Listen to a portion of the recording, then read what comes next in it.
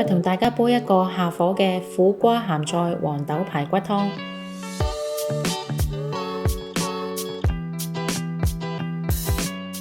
黃豆洗乾淨，先用室溫水浸1小時。如果有足夠時間，可以預先浸黃豆半日，咁樣煮可以減少胃氣。鹹酸菜洗乾淨，浸水30分鐘，期間可以換2至3次水。瀝乾之後切件備用。苦瓜去囊，切件。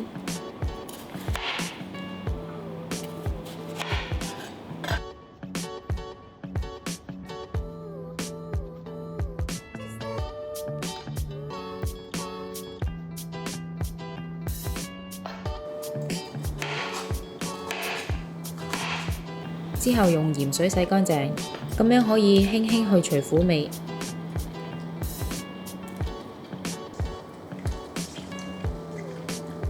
排骨洗乾淨，瀝乾備用。加水入湯煲，開大火煲滾。見水滾之後，先放入排骨，將排骨焯熟，鎖住肉汁。當水再次大滾，就可以將其他嘅材料一同放入煲。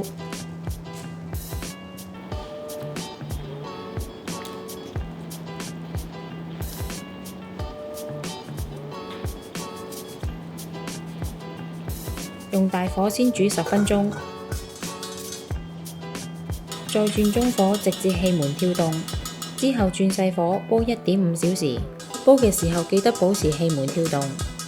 煲好之後先試味，因為湯已經加咗鹹酸菜，所以已經有鹹味，咁就煲好可以趁熱飲啦。鍾意我哋條影片嘅朋友可以 Like、Subscribe、Share， 同埋記得撳着個鐘仔，可以第一時間收到我哋嘅最新資訊同埋影片。